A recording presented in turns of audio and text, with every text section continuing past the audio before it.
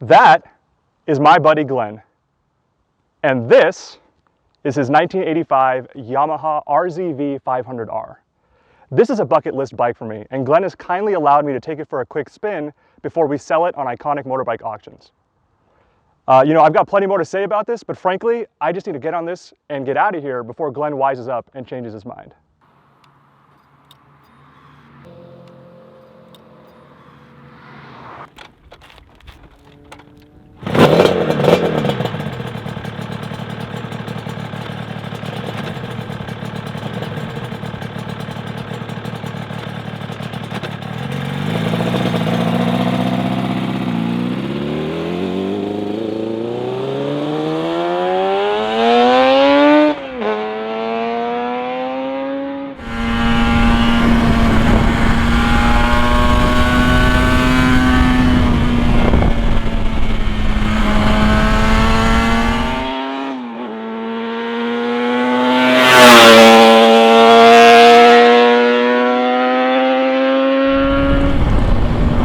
So, why is this a bucket list bike for me?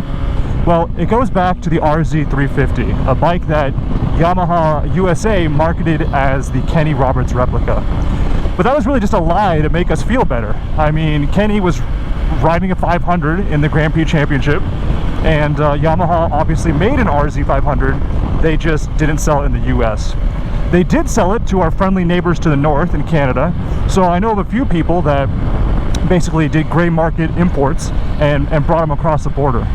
But this specific bike is an RZV500R.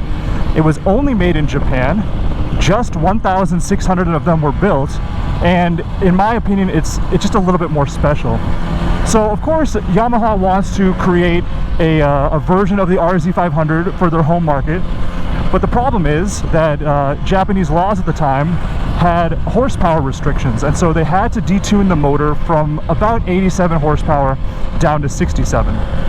To make up for that horsepower deficit, they actually decided to do a few things. They gave it a few upgrades. The biggest one is going to be the hand-welded aluminum frame. It's an absolute work of art, and that in conjunction with a couple other aluminum parts like the clip-ons, the brake lever, and the gear shifter, all those in total help save 20 pounds, bringing this bike down to 432, I want to say.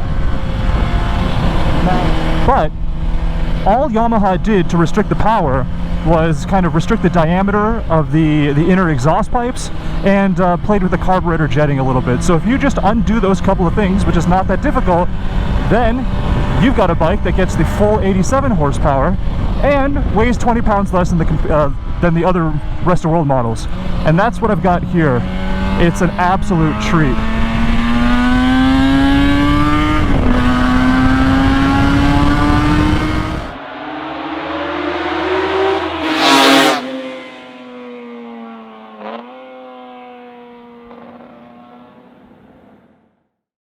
Obviously the frame is a big change, but there are other features that are unique to the JDM RZV.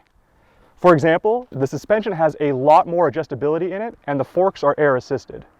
There's a warning light that goes off once you pass 55 miles an hour, which at the time was the Japanese national speed limit. But my favorite is the fun button. Actually it's function, but for some reason you can barely see the C on this, so I'm going with fun. Here's how it works. Regular RZ500s had a coolant temp gauge in the right side of the dash. To help out in Japan with a little bit of an upgrade, Yamaha doubled it up as a fuel gauge as well. So by default, it shows you what the coolant temperature is, press the fun button, and it shows you what the fuel level is. In fact, looks like we got plenty of fuel, so let's get back on the road. Three things will always stand out to me from my day with the RZV. First is just the sound.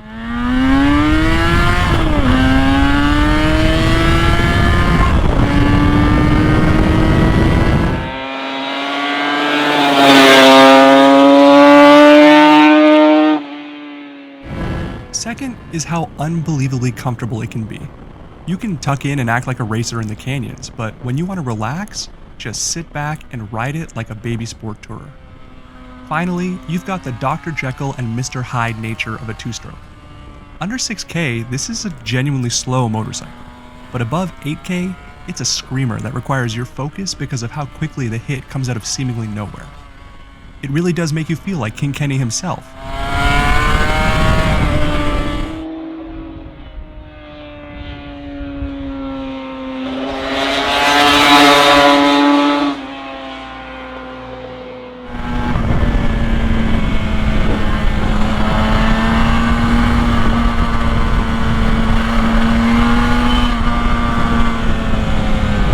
Oh man, well, that was amazing.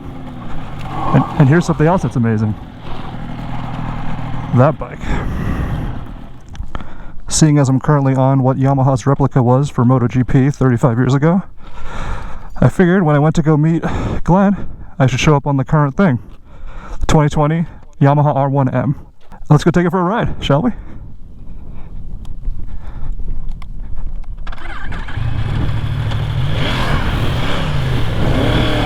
Oh, that's a difference, Jesus.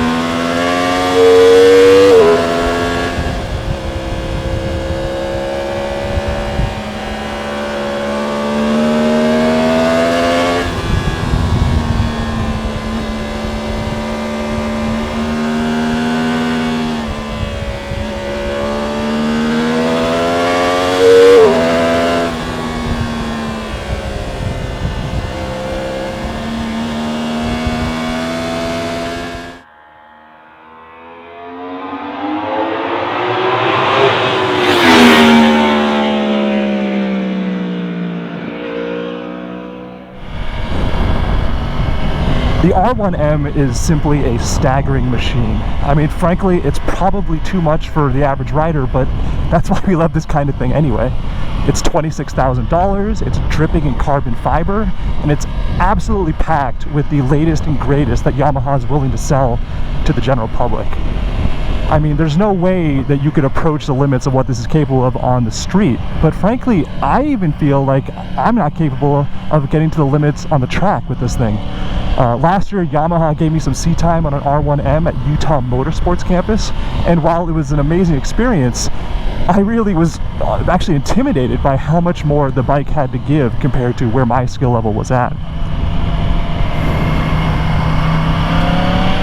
Obviously, this bike makes a bunch of power, 200 horsepower to be precise, but the reason why I adore it and the reason why you're going to be able to do your best MotoGP impression on it is because of the technology and the electronics. The list is crazy. I mean, it starts with your basics like ABS and traction control, but you've also got an incredible electronic suspension by Öhlins. You've got engine braking management, launch control, lift control, even slide control for those of you that are really aggressive. And it's insane. I mean, Americans went to the moon for the first time with less computing power than what this R1M has.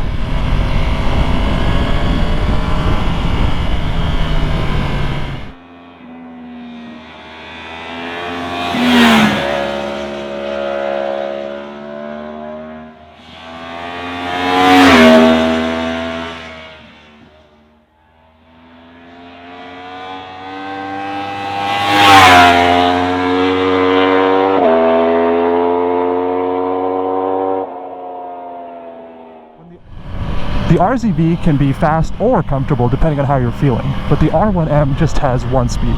It wants to set lap records and go fast all of the time. So when you're on the old bike, you need to be focused when it's on the pipe, but the R1M just demands your attention all of the time.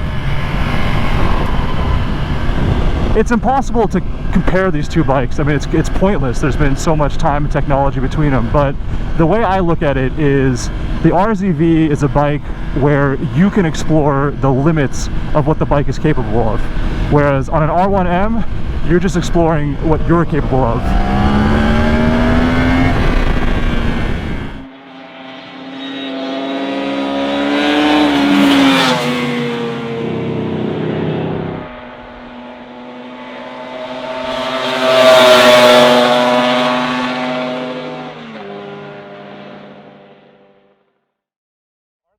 With the Yamahas today.